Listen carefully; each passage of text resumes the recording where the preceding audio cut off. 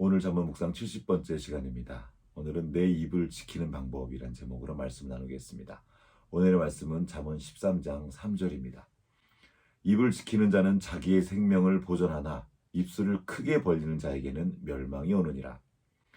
어제는 입의 열매를 맺는 말에 대한 말씀을 나누었습니다. 우리의 모든 말은 열매를 맺습니다. 좋은 말을 하면 좋은 열매를 맺고 나쁜 말을 하면 나쁜 열매를 맺습니다. 좋은 말은 좋은 마음에서 나오고 나쁜 말은 나쁜 마음에서 나옵니다. 잠언 13장 2절 말씀입니다. 사람은 입의 열매로 인하여 복록을 누리거니와 마음이 괴사한 자는 강포를 당하느니라. 괴사하다는 표현이 좀 어렵죠? 괴사하다는 것은 간사스러운 거짓으로 남을 교묘하게 속이는 것입니다. 살다 보면 이런 사람들을 종종 만나게 됩니다. 어떻게 저렇게 얼굴 하나 변하지 않고 거짓말을 할까? 어떻게 저렇게 뻔뻔스러울 수 있을까? 이런 사람들 말입니다. 이런 못된 마음을 가진 사람이 따로 있거나 어디 멀리 있는 것 같죠? 아닙니다.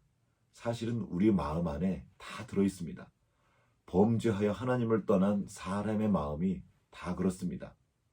만물보다 더 거짓되고 아주 썩은 것은 사람의 마음이니 누가 그 속을 알 수 있습니까? 예레미야 17장 9절 말씀입니다. 예레미야는 특히 사람의 거짓된 모습을 처절하게 경험했던 사람입니다. 그런 사람들 때문에 너무나 괴로웠고 고통스러웠습니다. 그리고 그들의 거짓되고 가증한 모습으로 인해 하나님이 세워주신 나라가 통째로 망하는 것을 눈앞에서 목도하는 깊은 슬픔을 경험하기도 했습니다. 마음이 괴사한 자는 강포를 당하느니라. 누군가를 속이는 사람은 자신의 목적을 이룬 것 같고 성공하는 것처럼 보입니다. 그러나 잠시뿐입니다. 그 마지막은 그렇지 않습니다. 강포를 당한다는 표현 그대로 강제로 폭력을 당하는 것 같은 일을 만나게 됩니다. 이스라엘이 바벨론에게 강제로 멸망을 당한 것처럼 말입니다. 문제는 우리 안에 그 속이는 마음이 있다는 것입니다. 이것이 예레미야가 경험한 인간이고 성경이 말해주는 사람의 마음의 진실입니다. 자신은 그렇지 않다고 생각할 수 있습니다. 하지만 그것은 이미 자신을 속이는 데 성공했기 때문입니다.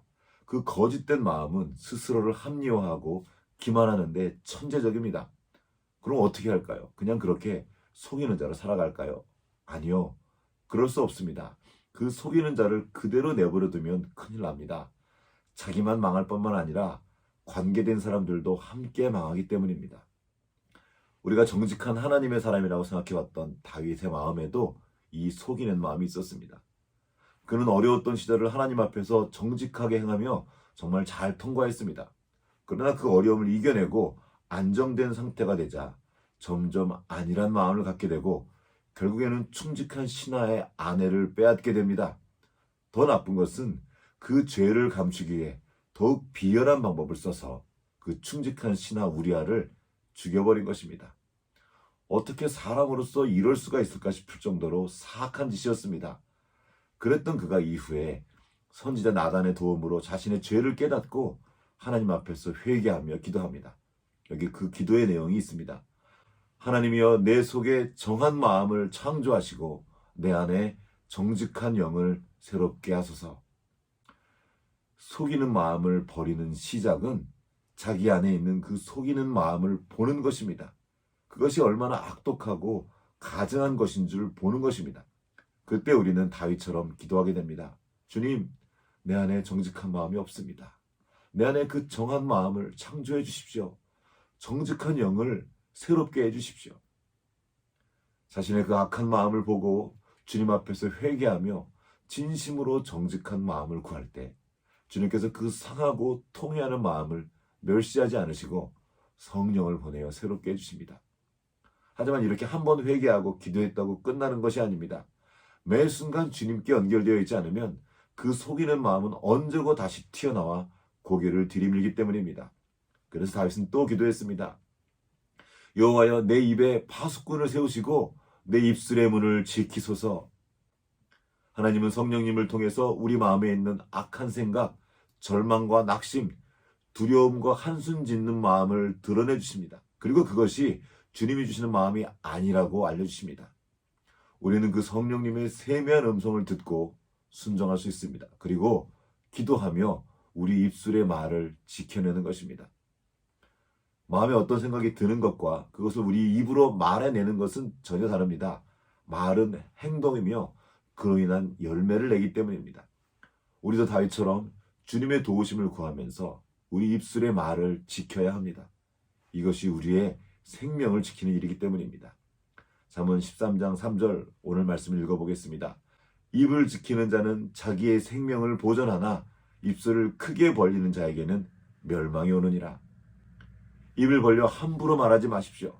생각난다고 뭔가를 알았다고 자신이 기분이 그렇다고 다 말하지 마십시오. 답답한 것, 억울한 것이 있습니까? 그것도 마찬가지입니다. 정말 하고 싶은 말이 있다면 먼저 주님께 말씀하십시오. 그러면 그것은 기도가 됩니다. 이 기도에 우리 입술을 지키는 비밀이 있습니다. 왜 입술을 열어서 함부로 말을 하게 됩니까? 기도가 없어서 그렇습니다. 그러나 우리가 주님께 모든 것을 아뢰고 우리의 마음을 쏟아 놓을 때 주님께서 우리의 마음의 생각과 우리 입술을 지켜주십니다. 그리고 내가 해야 될 말과 하지 말아야 할 말을 알게 하십니다. 그 기도의 자리에서 우리는 우리 마음의 거짓을 보게 되고 그 마음을 새롭게 해주시는 주님을 깊이 만나게 되기 때문입니다. 서경환 시인이 쓴 승리라는 시의 한 구절을 읽어드리겠습니다. 하고 싶은 많고 많은 말 힘겹게 억누르고 주께서 말씀하게 하는 것이 바로 승리이니라. 하고 싶은 말이 정말 많습니다. 억울하고 답답한 말도 많습니다. 속상하고 힘겨운 이야기도 너무 많습니다. 그 많고 많은 말 주님 앞에서 하십시오. 그러면 주님께서 당신의 입술을 지키시고 당신의 입술의 열매를 통해 좋은 것을 넉넉히 얻게 하실 것입니다. 오늘도 주님과 함께 동행하며 승리하는 하루 되시기를 기도합니다.